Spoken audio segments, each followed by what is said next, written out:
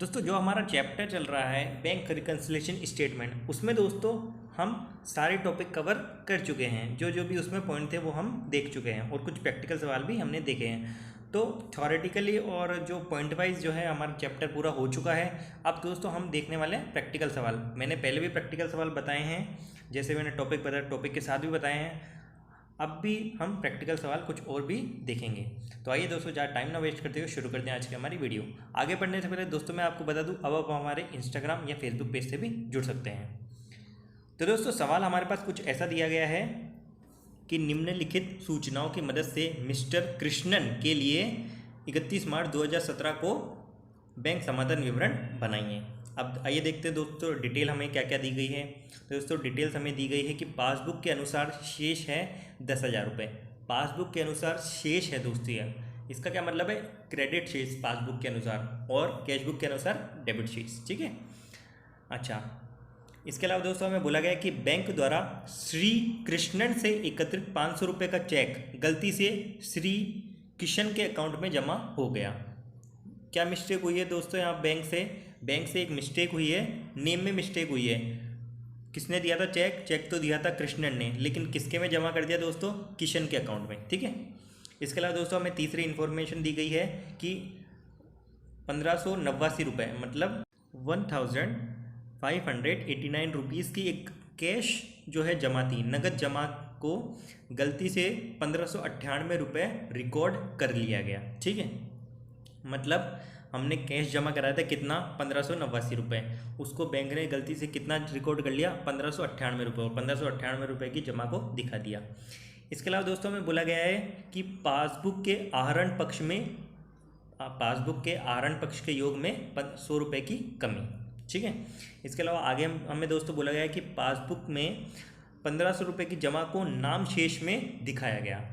मतलब 1500 रुपये जमा कराए गए थे, उसको दोस्तों कहाँ दिखाया गया, डेबिट साइड की ओर दिखाया गया है। आगे दोस्तों हमें बोला गया है कि 350 रुपये के एक भुगतान चेक को, 350 रुपये का एक चेक था जो पेमेंट वाला चेक था, पासबुक में 2 बार रिकॉर्ड किया गया। ठीक है, इसके अलावा हमें लास्ट इन्फॉर्मेशन जो दी गई है वो है दोस्तों, श्री किशन द्वारा जमा कराए गए 1000 रुपये का चेक बैंक पासबुक में जमा शेष में दिखाया गया। मतलब श्री किशन द्वारा जमा कराया गया था 1000 रुपये का चेक, जो कि बैंक पासबुक में जमा शेष दिखा रहा है। ये जमा शेष दिखा रहा है, इसका क्या मतलब है दोस्तों, मतलब श्री किशन ने जमा करवाया था, ना कि जिसका अपन अकाउंट बना रहे हैं श्री कृष्णन ने, किसी और ने जमा कराया था, जबकि हमारे अकाउंट में वो जमा किया हुआ दिखा रहा है। मतलब गलती से बैंक ने हमारे अकाउंट में जमा कर दिया वो चेक। कुल मिलाकर बात ये है। तो दोस्तों ये था हमारा सवाल। अब आइए दोस्तों इसका सोल्यूशन देख लेते हैं। तो दोस्तों सबसे पहले हम क्या लिखेंगे, सबसे पहले हम लिखेंगे bank reconciliation statement as on 31 March 2017 मतलब 2017। तो दोस्तों सबसे पहले हमें इन्फॉर्मेशन दी गई है कि बैलेंस एज पर किसके अनुसार, पासबुक के अनुसार दिया गया है। तो सबसे पहले हम लिखेंगे बैलेंस एज पर पासबुक कितना है, 10,000 रुपये। ये बैलेंस है दोस्तों पासबुक के अनुसार, ये बैंक अधिविकर्ष नहीं है। बैंक पासबुक के अनुसार बैलेंस है, वो कौन सा बैलेंस है बैंक पासबुक के अनुसार, क्रेडिट बैलेंस है। अगर यहाँ पर कैश बुक के अनुसार बैलेंस होता वो कौन सा होता, डेबिट बैलेंस होता। ये मैं आपको पहले भी बता चुका हूँ। ठीक है, तो दोस्तों आगे हमें बोला गया कि बैंक द्वारा एक चेक था 500 रुपये का, जो कि श्री कृष्णन ने जमा करवाया था, लेकिन किसके खाते में जमा कर दिया, श्री किशन के खाते में जमा कर दिया। अब इसका मतलब क्या हुआ दोस्तों, मतलब सीधा सा यही है, जैसे हमारे पास बैलेंस अभी कितना शो हो रहा है, 10,000 रुपये बैलेंस शो हो रहा है। हमने एक चेक जमा कराया था 500 रुपये का, लेकिन बैंक ने क्या किया, किसी और के अकाउंट में जमा कर दिया। तो इसका मतलब क्या हुआ, अभी हमारी जो पासबुक है वो बैलेंस कम शो कर रही है। अभी हमारी पासबुक जो है 500 रुपये का बैलेंस कम शो कर रही है, जबकि अभी हमारे अकाउंट में होने चाहिए थे ना वो 500 रुपये, किसी और के खाते में चले गए।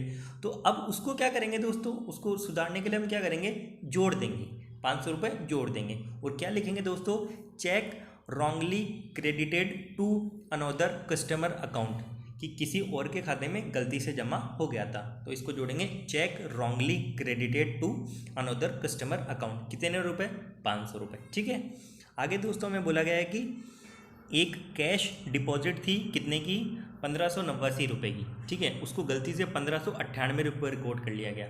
इसका क्या मतलब है दोस्तों, मतलब हमने जमा तो कितने कराए थे, 1589 रुपये जमा कराए थे, लेकिन बैंक ने जमा कितने कर दिए, 1598 रुपये जमा कर दिए। इसका क्या मतलब हुआ कि 9 रुपये बैंक ने हमारे खाते में ज़्यादा जमा कर दिए। तो जो हमारा बैलेंस शो हो रहा है वो 9 रुपये ज़्यादा शो हो रहा है, तो उसको सही करने के लिए क्या करेंगे, अब 9 रुपये कम कर देंगे अकाउंट में से, सिंपल। तो हम लिखेंगे, लेस करेंगे, किस नाम से लिखेंगे, एक्सेस। एक्सेस का मतलब होता है ज़्यादा, excess credit for cash deposit, excess credit for cash deposit, कितना रुपया, 9 रुपये, ठीक है। आगे दोस्तों हमें क्या बोला गया है, आगे हमें बोला गया है कि पासबुक के आहरण पक्ष के योग में 100 रुपये की कमी। पासबुक के आहरण, मतलब आहरण का मतलब होता है दोस्तों विड्रॉल, विड्रॉ करना, हम पैसा विड्रॉ करते हैं ना, उसको बोलते हैं आहरण करना।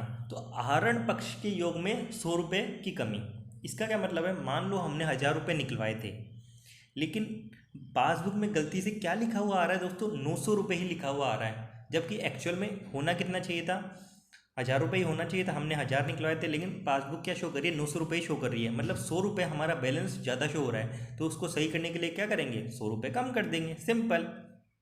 तो क्या लिखेंगे दोस्तों, under casting of withdrawal column. Under casting, under casting का मतलब है कि जो लिखना चाहिए था उससे कम लिखा है, अगर ज़्यादा लिख दें तो वो होता है दोस्तों ओवर कास्टिंग। तो यहाँ पर कम लिखा है हमने, तो इसको लिखेंगे दोस्तों under casting of withdrawal column, कितना रुपया, 100 रुपये। आगे दोस्तों में बोला गया है कि पासबुक के 1500 रुपये जमा को नाम शेष में रिकॉर्ड किया गया।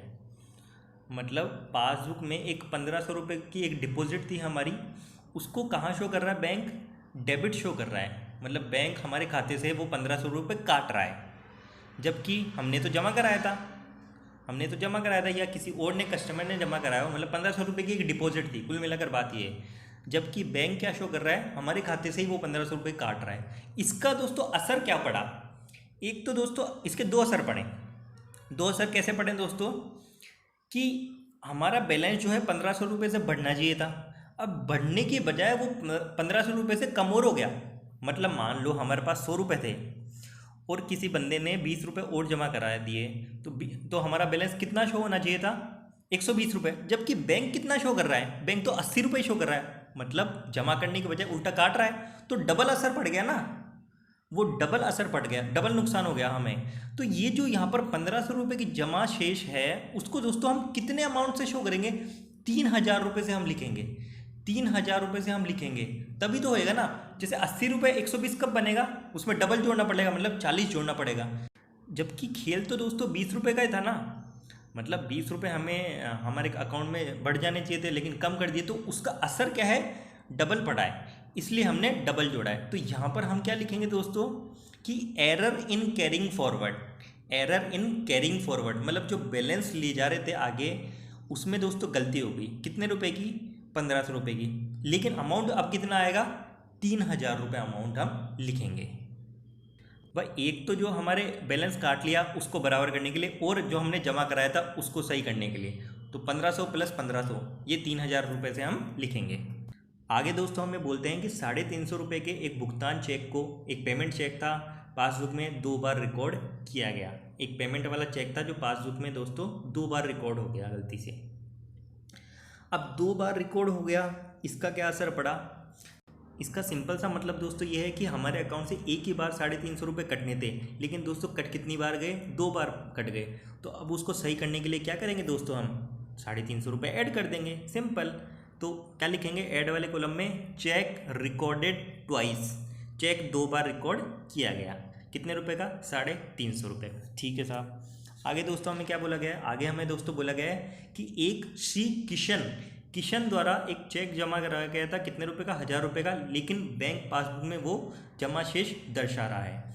एक किशन द्वारा चेक जमा करवाया गया था, लेकिन बैंक ने क्या किया दोस्तों, हमारे अकाउंट में जमा कर दिया, वो 15,000 रुपये का चेक हमारे अकाउंट में जमा कर दिया। जबकि पहले क्या हुआ था, पहले दोस्तों पहले वाले उसमें क्या था, पहले वाले पॉइंट में था कि हमने जमा कराया था और उसके अकाउंट में, दूसरे किशन के अकाउंट में जमा कर दिया। अब दोस्तों किशन ने जमा कराया 1000 रुपये का, लेकिन हमारे अकाउंट में जमा कर दिया, उल्टा केस हो गया ये, ठीक है।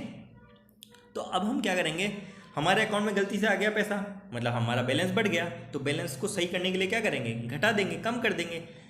तो क्या लिखेंगे दोस्तों हम, cheque wrongly credited of another customer, cheque wrongly credited of another customer, कितने रुपए का है दोस्तों ये, 1000 रुपये का। उसमें दोस्तों हमने क्या लिखा था, उसमें दोस्तों हमने लिखा था cheque wrongly credited to another customer. वहाँ टू अनदर कस्टमर था, किसी दूसरे अकाउंट में डाल दिया था। अब यहाँ पर किसी दूसरे कस्टमर का हमारे अकाउंट में डाल दिया था, तो ऑफ अनदर कस्टमर कितने रुपए का, 1000 रुपये का। तो ये दोस्तों हमारे ट्रांजैक्शन पूरे हुए। अब दोस्तों आइए इसका मतलब कैलकुलेशन कर लेते हैं। तो दोस्तों 10,000 रुपये हमारे पास पहले पड़े थे। 500 रुपये की एक हमने ऐड क्या क्या किया दोस्तों, 3,000, 3,500 और एक दोस्तों 350 रुपये, मतलब 3,850 रुपये हमने ऐड किए। तो 10,000 और 3,850 दोस्तों कितना होगा, 13,850।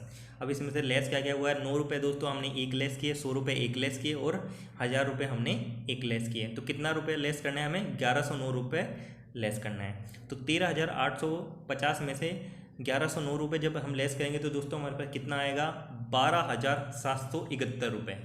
कितना बचेगा, 12,771 रुपये। ये किस हिसाब से बैलेंस बचेगा दोस्तों, balance as per cash book. किस नाम से, balance as per cash book. तो ये दोस्तों सवाल, हमारा सवाल भी पूरा हुआ। उम्मीद करता हूँ दोस्तों आपको ये सवाल भी समझ में आया होगा। फिर भी सवाल में प्रॉब्लम हो तो आप कमेंट बॉक्स में लिख सकते हैं। आने वाली वीडियो में दोस्तों हम 1-2 सवाल और देखेंगे, और भी आपको कोई सवाल चाहिए हो तो आप कमेंट बॉक्स में लिख सकते हैं। तो आज के वीडियो में दोस्तों बस इतना ही। वीडियो यदि पसंद आए तो वीडियो को लाइक करें, चैनल को सब्सक्राइब करें और शेयर भी करें। धन्यवाद।